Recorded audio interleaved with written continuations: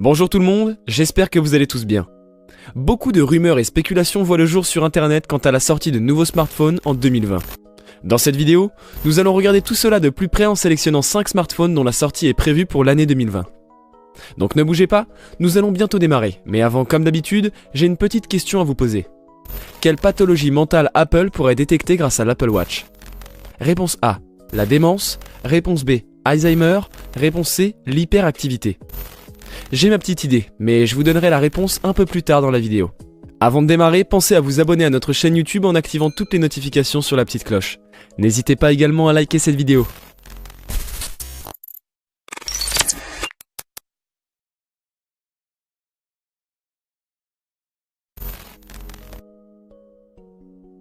L'iPhone 11 d'Apple est encore dans les fils d'actualité et nous nous demandons déjà ce que Tim Cook a en réserve pour l'inévitable iPhone 12 de 2020. Une chose est certaine, c'est que l'iPhone 11 s'améliore par rapport à ses prédécesseurs et Apple tient à concevoir un smartphone qui restera dans les esprits. On le sait déjà, mais Apple tient très strictement à son calendrier en ce qui concerne ses lancements de téléphone. Par exemple, la série iPhone 11 a été lancée le mardi 10 septembre 2019 et cette date a été la date de sortie semi-officielle de presque tous les iPhones depuis l'iPhone 5S. Donc le lancement pourrait avoir lieu du 7 au 13 septembre, bien que traditionnellement, les iPhones soient lancés dans la dernière moitié de la semaine. En tant que tel, l'iPhone 12 devrait être lancé le 8 septembre 2020. Les amis, prenez vos agendas. Apple commence à prendre du retard question 5G, car la plupart de ses principaux concurrents ont déjà produit au moins une génération de combinés 5G. Néanmoins, certaines rumeurs suggèrent fortement que l'iPhone 12 sera le premier de son genre à offrir une prise en charge complète de la 5G, et pour la première fois peut-être depuis plus de 2 ans, Apple s'appuiera sur la technologie Qualcomm. Apple aurait réussi à régler un différend de 2 ans avec Qualcomm concernant la fourniture de modems 5G cet été. Enfin, Apple se met à l'essai sur quelque chose de nouveau cette année. Les iPhone 11 Pro et 11 Pro Max restent des appareils haut de gamme et à prix élevé, à partir de 1200 et 1330 euros. Cependant, avec la sortie de l'iPhone XR avec un prix de départ de 845 euros, on peut espérer une révision du prix de vente.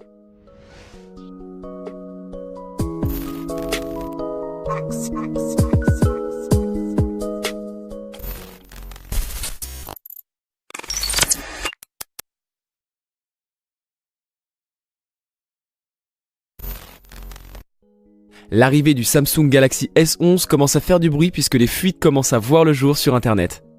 Bien que non confirmée, la date est plus ou moins prévisible, puisque les Galaxy S9 et S10 ont été officiellement annoncés chez Samsung en février 2018 et 2019, puis vendus en mars de la même année. Donc, Aussi, plusieurs téléphones de la gamme Galaxy S11 seront accessibles et nous pouvons également supposer que ces téléphones proposeront divers budgets, donc autour de 700 euros. Les récentes nouvelles selon lesquelles Samsung et Xiaomi, dont on parlera juste après, se sont associés pour créer un superbe appareil photo pour smartphone de 60 mégapixels et un capteur unique de 108 mégapixels ont servi à apaiser les esprits anti-Apple. Enfin, il faut s'attendre à ce que le Galaxy S11 soit équipé d'un nouveau capteur de caméra amélioré, à en croire les diverses fuites. Un nouveau processeur également, utilisant la technologie 5 nanomètres, pourrait être introduit avec le Galaxy S11.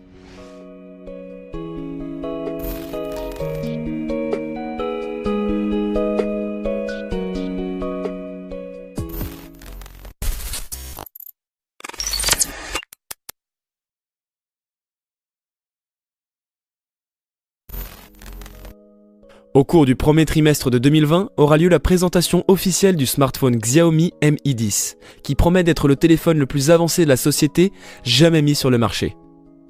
Il a été annoncé que ce téléphone recevrait un écran AMOLED dynamique de 15,7 cm. Il y aura également un objectif simple pour la caméra frontale, ainsi qu'un processeur Qualcomm Snapdragon. De plus, le téléphone disposera d'un boîtier en céramique, d'une mémoire de fonctionnement de 8 à 12 Go, d'une mémoire permanente de 256 à 512 Go, ainsi qu'une batterie rechargeable de 5000 mAh avec prise en charge d'une charge rapide de 100 watts. Quant à la caméra principale, elle prendra en charge le zoom optique x5. Cet effet est obtenu grâce à l'utilisation de 3 objectifs d'une résolution de 20 mégapixels, plus 20 mégapixels, plus 5 mégapixels. Il y aura également une version premium du téléphone, dans laquelle la caméra sera quadruple. Le Xiaomi Mi 10 ne possède pas de prise jack mais d'une interface USB, située en bas du téléphone. En outre, l'appareil mobile disposera de haut-parleurs stéréo ainsi que de nombreuses protections contre la poussière et l'eau conformes à la norme IP68 introduite chez Apple avec la sortie de l'iPhone 7, ce qui vous permettra de plonger jusqu'à une profondeur de 2 mètres. Pour le prix, le modèle de base avec 8 à 256 Go de mémoire permanente coûtera 495 €, tandis que le modèle le plus avancé sera plus cher, ce qui est assez évident les amis.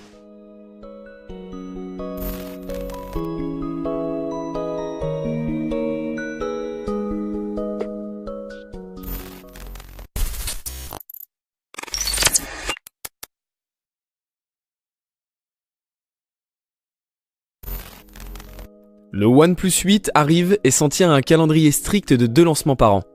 Le OnePlus 7T a été officiellement annoncé lors du lancement de la société en Inde en septembre, tandis que les OnePlus 7 et 7 Pro sont disponibles depuis le mois de mai.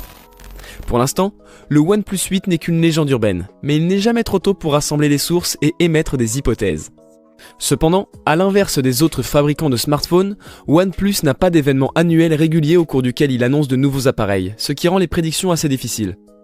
Ce que nous pouvons dire, c'est qu'une fois le OnePlus 8 dévoilé, il le sera presque certainement quelques semaines après l'annonce, comme cela a été le cas pour tous les autres téléphones. Le nouveau modèle à variante T comprendrait le processeur Qualcomm Snapdragon 855+, conçu à l'origine pour les jeux. En plus de ça, OnePlus a ajouté sa propre version de Google Pay à l'appareil, nommée OnePlus Pay, pour permettre le paiement sans contact. Par contre, la fonctionnalité a été annoncée lors du lancement en Inde et n'est disponible que là-bas pour le moment. La batterie est également un sujet intéressant, puisque c'est ce que les utilisateurs recherchent en premier. Une nouvelle version de Warp Charge 30 Fast Charging devrait fonctionner 20% plus vite, ce qui signifie que l'appareil pourrait se charger complètement en moins d'1 heure.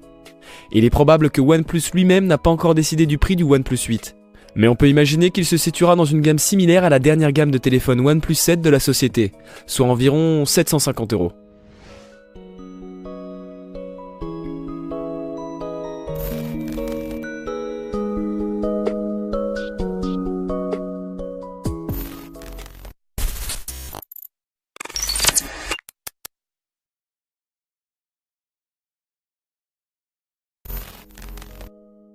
Avec des fabricants tels que Samsung, Huawei, Xiaomi et bien d'autres dévoilant des téléphones pliables, y aura-t-il un jour un iPhone pliable? Eh oui, on attend hein. Cela semble probable, bien que Apple n'y parvienne probablement pas aussi rapidement que les autres fabricants de smartphones. La marque a déposé des demandes de brevets concernant des appareils pliables, mais elle ne pense pas dévoiler d'iPhone pliant avant 2020 ou peut-être même 2021. Qu'un iPhone pliable soit une bonne ou une mauvaise idée, il est indéniable qu'Apple l'a au moins envisagé. C'est en cours depuis 2016 lorsqu'Apple a passé une commande auprès de LG pour des OLED repliables. Apple est rarement le premier à lancer un produit, mais les produits Apple ont tendance à atteindre le sommet dans leur domaine car la société observe beaucoup l'évolution de l'industrie mobile, puis les perfectionne afin de créer quelque chose de plus intuitif et supérieur à la concurrence. La stratégie d'Apple est d'être le meilleur, pas le premier. Selon les premières prévisions, Apple lancera un téléphone pliable en 2020. Cela pourrait être encore plus tard. Nous ne pouvons être certains d'une chose les amis. Si les téléphones pliables sont un fiasco, il n'y aura jamais d'iPhone pliable, à moins qu'Apple ne sache où l'achèvement a mal tourné et élabore une nouvelle méthode de production.